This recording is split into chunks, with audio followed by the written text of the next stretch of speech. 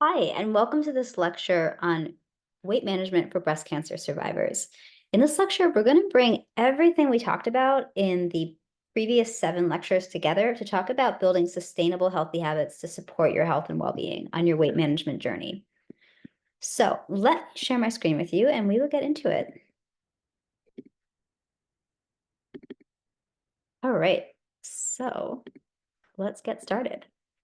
So today we're going to talk about making behavior changes stick. One of the primary reasons that the diet industry is so huge is that a lot of what's out there in terms of fad diets and plans are really designed to cause people to maybe see some initial results, but then be unable to sustain them and have to go back to a diet, back to a plan, probably buying products of some kind. So today we're going to talk about how to set yourself up for long-term weight management. So if you don't know me yet, I'm Jess Cording. I'm a registered dietitian, health coach, and author. I also happen to be a Pilates instructor and Reiki practitioner, and I've created a lot of continuing education content and meditations for a number of different organizations. I've also worked with breast cancer survivor patients and those at high risk to help them improve their quality of life through diet, exercise, and other healthy lifestyle habits. So, this is part 8 of an 8-part series on weight management for breast cancer survivors. And when we're talking about weight management, it is so important to take a comprehensive approach that incorporates mindset, nutrition, movement, hormonal considerations, sleep, stress management, and mental well being. It all matters.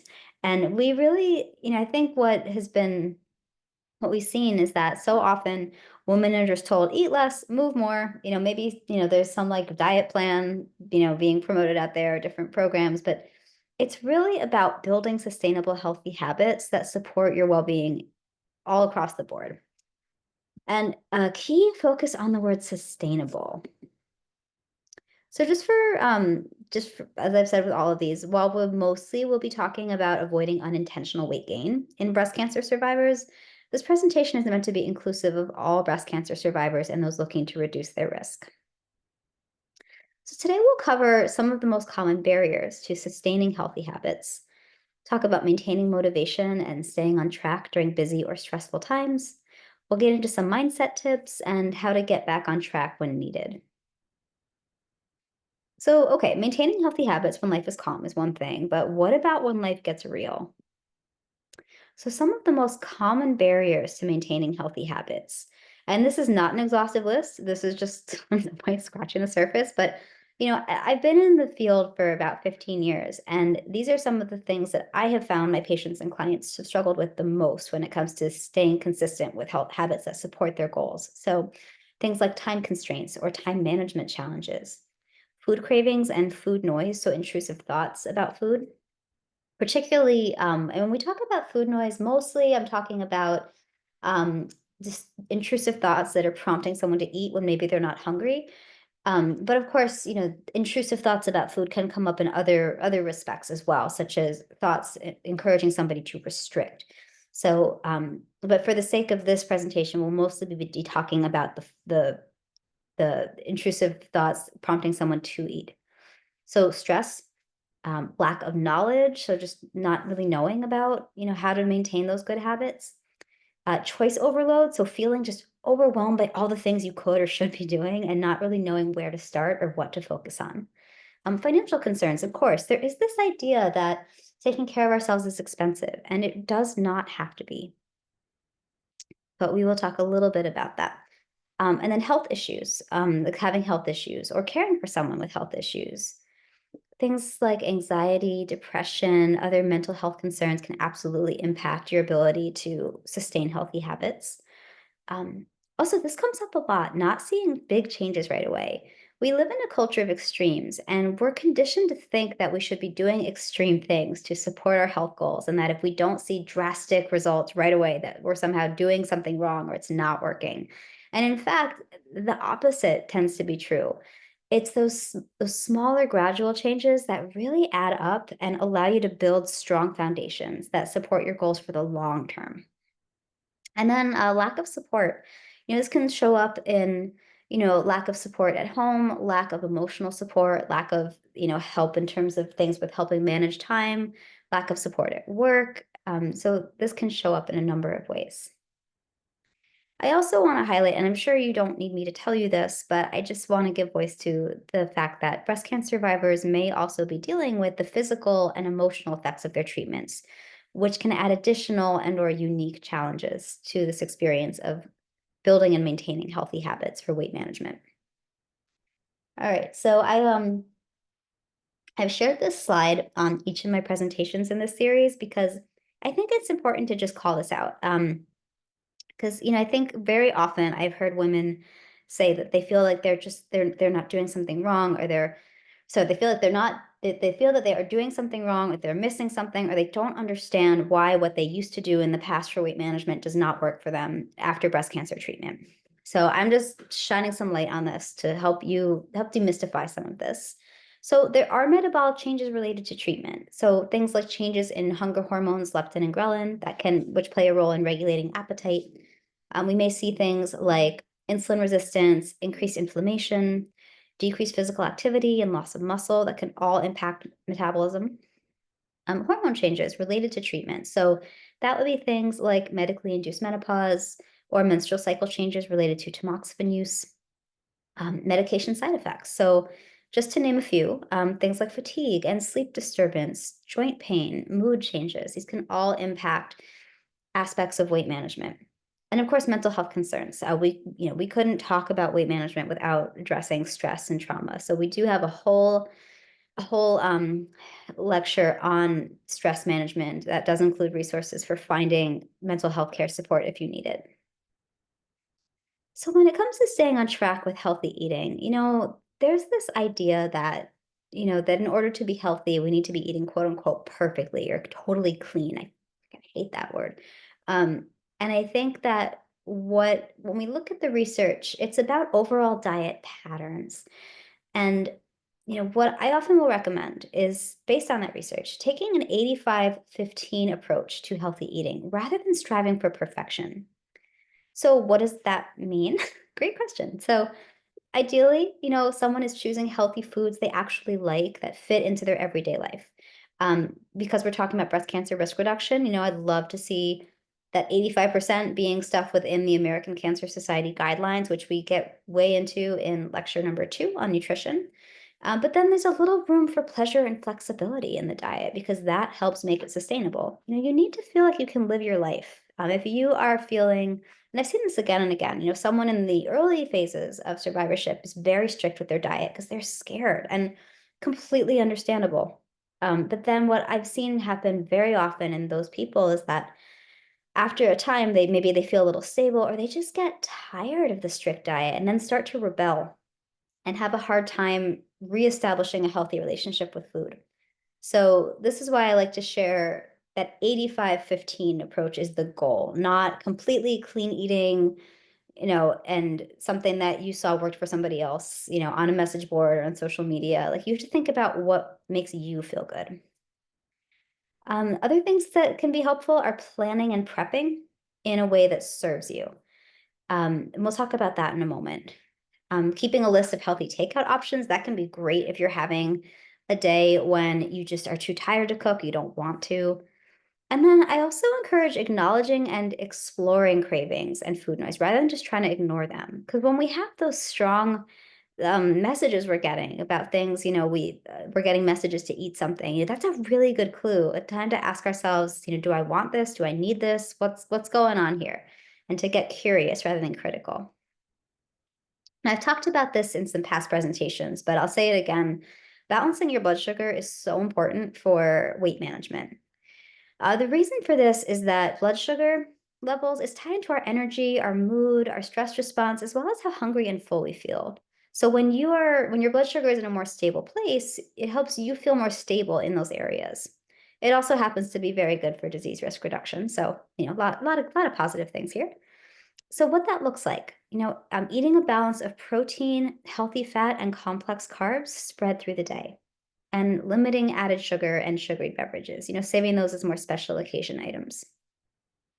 So let's talk about meal planning for a moment, because I think sometimes there's this idea that it needs to be like really intense and structured. And for some people, it can be. But I think that there are ways to do it more loosely in a way that feels more easeful. So I will say base it on your schedule. So take a look at what's coming up in the days ahead and look at, okay, what meals are you going to be home for?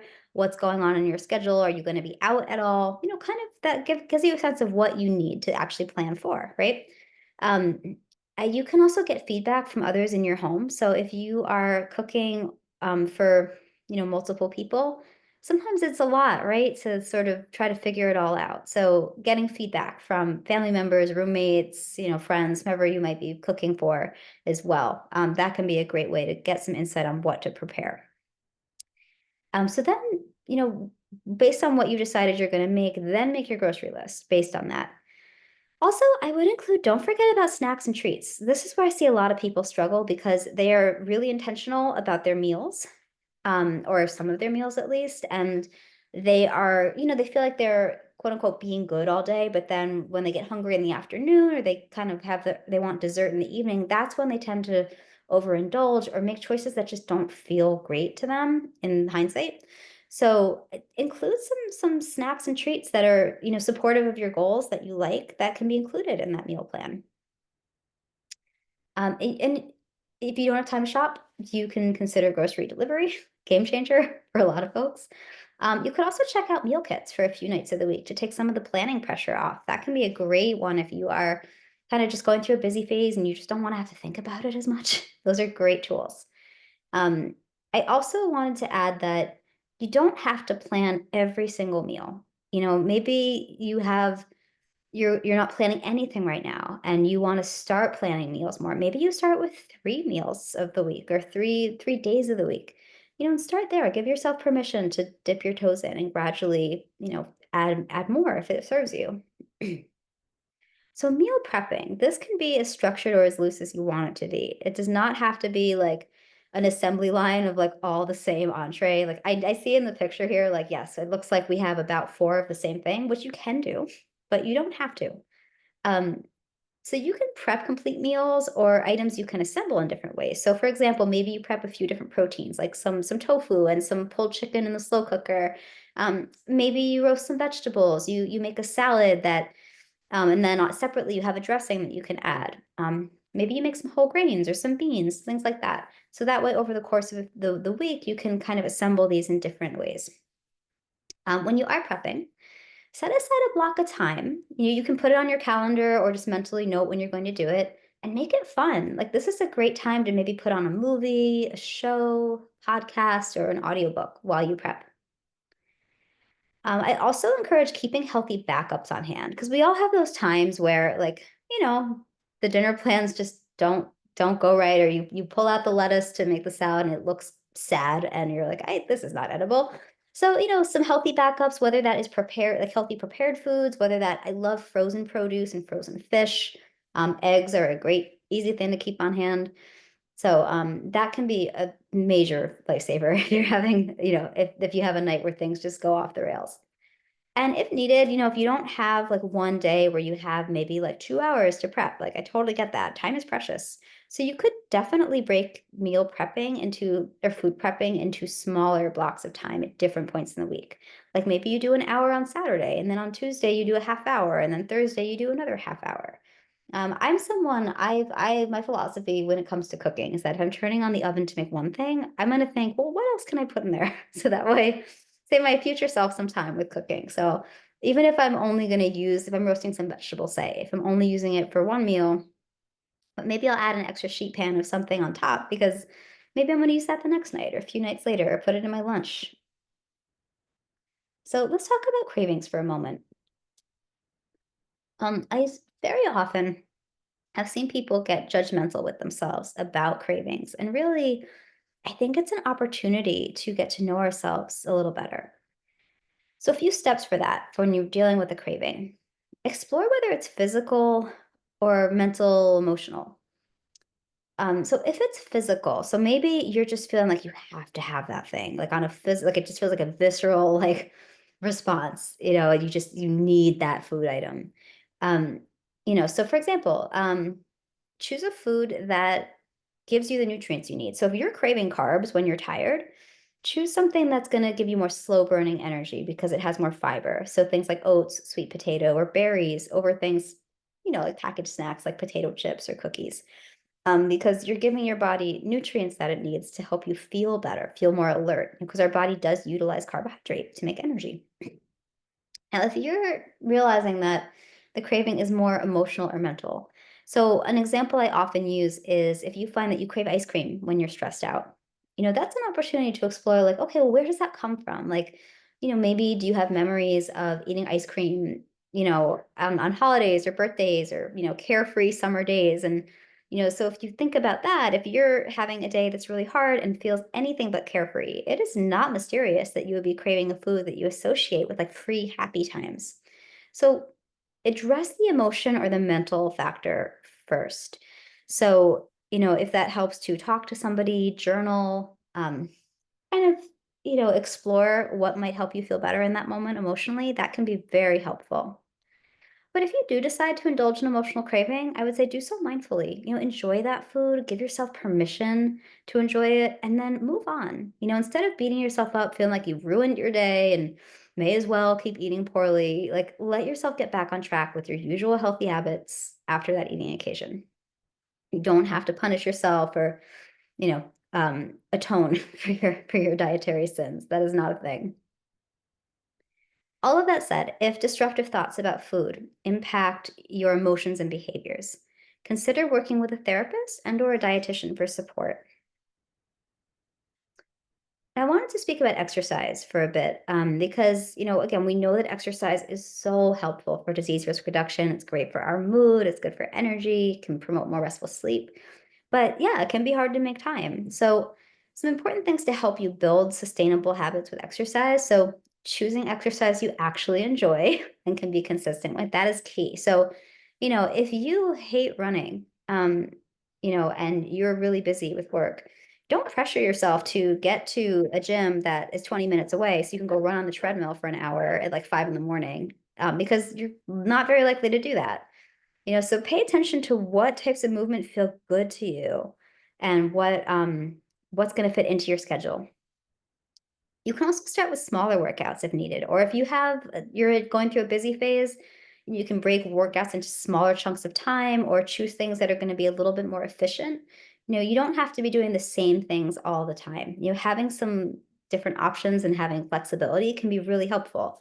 I think what's meaningful is that, doing some exercise is better than doing none at all. Some people find it really helpful to plan their workouts ahead of time because that way you know what to do. There's less opportunity for decision fatigue, less opportunity to kind of lose steam. So, knowing what you're doing and not having to figure it out in the moment can be very helpful. Um, Also, having the proper clothing, footwear, and or gear, that also simplifies things a lot. You don't have that barrier of, not being able to find your shoes or not having, warm enough leggings if you want to walk outside in the winter. Putting workouts on your calendar or setting alerts or being accountable, all ways to help ensure that that movement happens. Other things beyond just structured exercise, sitting less during the day. So just getting up and walking around every hour, pacing when you're on the phone, just kind of moving about, that can all be great. And then if this motivates you, tracking your progress. Sometimes it's really cool to know the positive changes that happen over time. So for example, like if you recently started strength training, maybe, take stock of like what level of weights you're using. Maybe you're using 2 pound weights. And then a month later, you're noticing like, oh, hey, like I'm using the 3 pounds now, and then to 5. And, just being aware of your progress and what's going well can be super motivating. And if you're really busy, you can do shorter bursts of activity. You can, bake movement into your day. So things like walking, pacing, riding a stationary bike, or using an under desk cycler or elliptical machine when you're on calls. You could also consider something like a treadmill, a standing desk, or walking pad, just to help you be more active during the day. Again, putting movement on your calendar because it's harder to forget or, deprioritize when it's on there. Some people find it helpful to change into exercise clothes first thing in the morning or keep a change of clothes and shoes in their office, car, etc. You can also exercise with a friend, family member, or coach that can hold you accountable. And of course, again, don't forget to choose movement you actually enjoy. And I shared this in our exercise presentation, but I wanted to come back to this just to reinforce that shorter bursts of physical activity do count. So don't feel like it because it's not an hour that it's not meaningful. Studies have shown, this is just one example I'm sharing here, that even really short bursts of activity, like as short as a minute at a time, can be associated with significantly reduced disease risk. And we talked about this in the stress management work presentation, but exercise is really helpful for managing stress and promoting relaxation and restful sleep and just boosting our self-esteem, just overall, well-being mentally. A lot of those benefits are believed to come from endorphins, which are hormones that are released during exercise that help relieve stress, relieve pain, and boost our mood. So again, even a little bit is going to give you some benefit. So if you're having a super busy day, you can't take a 30-minute walk, but you can take a 5 or 10-minute walk, still do it. It's going to give you something. So remember, some is better than none, and it all counts. All right, so stress management. So yeah, stress management matters, because stress can compound the metabolic changes related to breast cancer treatment, physiologically and also behaviorally. So this can make weight management just more challenging, which we cover in the stress management lecture. So managing our stress can help support weight management and overall health. So I'm resharing this again. Just identify what you can't control, because that way you know what to take off your plate, not your responsibility. You're not going to be able to do anything about it. And then identify what you can do something about. And from there, once you have that, you can make a plan to address what actually is in your control. And I know this is something we often forget about, but get support from other people, whether that is friends or family members or colleagues, or even hiring support, like from a coach or therapist, or for example, if you are having a really hard time with making time to exercise because you get caught up with cleaning your house, maybe you ask, your family members to help with cleaning, or you hire someone to help with that. Just an example, but making a realistic stress management plan can help a lot. And if you're struggling to prioritize sleep, because we have a whole lecture in the series on sleep, but if you're like, yeah, I know I need to sleep, but like I have a lot to do, totally get that. Just remind yourself, however, that sleep supports healthy metabolism plus better mood and energy. So, if you're struggling with feeling like, oh, I have to do this thing, remind yourself that actually maybe you don't. Maybe that thing can wait till tomorrow and you can rest and be better at doing that thing the next day. And if you're in a season of improving your sleep, I would say pick one element of sleep hygiene to focus on at a time. So, just for review, some of the ones that we covered: keeping the room cool, dark, and quiet, avoiding electronic devices, especially in bed, but ideally at least 30 minutes before sleep, giving yourself some time to wind down before you go to bed, limiting distractions, taking a warm shower or bath before bed or when you can't sleep. That works because that exposure to warm water, it triggers a response to help cool our core body temperature, which can help us drift off more quickly. Going to bed and waking up at the same time. Our body loves routine. So if you stick to the same general sleep schedule, even on days off, that's been shown to be very helpful for training your body when to sleep. And then also avoiding alcohol, caffeine, and heavy meals before bed. Excuse me. All right, so let's talk about maintaining motivation. So you want to note what's going well and celebrate the progress you've made along the way. So many people forget to do this. They just are always going on to the next thing and focusing on what they're not doing right and beating up on themselves, and they forget to point out what they're doing great at. So just celebrate your wins, guys. You're doing great. And then, but that said, of course, there are sometimes things that we want to improve on. So, in that realm, acknowledge what's not working and make adjustments as needed. Don't come at it from a judgmental place, but similar to how we talked about responding to cravings, be curious and, look at what might help you get on a better track with that element, that you're struggling with. And focus on consistency, not intensity.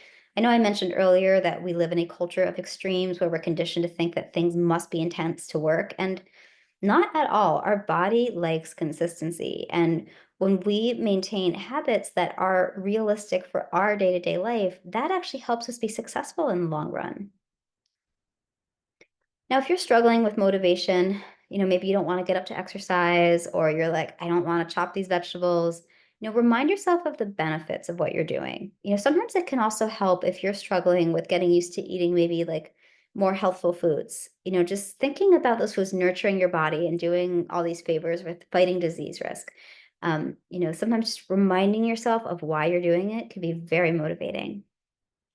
And also anticipating barriers that could throw you off balance and make plans for how to cope with those things. So that way you don't feel like you're having to figure it out fresh every time life gets real. That you have a plan that you can turn to. And then being accountable to somebody, that can also be helpful, whether it's a friend, family member, or colleague, or someone like a coach or a doctor, dietitian, can be helpful for just, again, someone to you can be accountable to, but maybe that person can also point out what you're doing well and help you and support you and cheer you on. Now, reducing decision fatigue, this is a big one because this is something that definitely holds us back. So, plan and automate what you can. So, the less you have to think in the moment, the better. So, for example, if you are looking to build healthy eating habits, planning a few meals a week, like maybe you plan your breakfast for the weekdays, and that helps you get on, sets you up for a good like energizing day, and you feel like you're in a good groove with making mindful food choices because you're well nourished. Like, awesome. And you kind of know what you're going to have, so you don't have to think about it. Or maybe you sign up for, um, like a therapy platform that you're going to have a weekly call with your therapist, and that helps you with sort of organizing your thoughts and knowing that you're going to have a place to process things. But anything we can do by planning and automating can save us a lot of decision later. All of this said, it is totally normal to experience setbacks and shakeups sometimes. It's part of being a human on this planet. So, a few ways to get back into a good routine if you've been out of one are just give yourself some grace. Don't beat up on yourself, but just say, okay, I don't love how I'm feeling right now. So, where do I go from here? So, you can acknowledge what barriers were or are factors causing you to struggle and then make plans to deal with them. So, to go back to a previous example, if you're having a hard time with getting out for a walk, say that's been your goal. Maybe because you're getting caught up with household chores. Maybe you ask your partner if they can lend a hand and do some of those things, or hire someone to help you. And then identify one or two small steps you can take in the direction you want and start there. So if you've been feeling like your eating does not feel like it's in a very balanced place, maybe when you kind of reflect on how your days have been going, you notice that, because you're not planning any kind of snack in the afternoon, but you're getting hungry, you're just kind of grabbing whatever's there. And it's causing you to feel out of control, and you don't feel well nourished. Um, that's a sign like, okay, so maybe you plan a healthy snack that you enjoy that you can eat in the afternoons. Other things, trying a new approach. Like if feel like you've been beating yourself over the head, like trying to stick to this one, I don't know, workout routine, and it's just not feeling good. Try something different. Um, Also, on kind of on that note, checking in about whether you need to adjust your goals for something more aligned with your current life can also be really helpful. I apologize for the typos there. I don't know, my R key is a little bit sticky apparently. And then get support. I know I keep saying that, but it's for a reason. Please explore the resources available to you. You don't have to do this stuff alone. All right. So I wanted to just thank you for being here with me today and for this whole series. I really hope that you found this useful. And this stuff is not something, sometimes we think that because there's a lot of information available online about nutrition and exercise and wellness that somehow you should be able to piece it all together yourself, and that can be really hard when you have a lot going on. So please take advantage of the resources available to you. You don't have to do these things by yourself.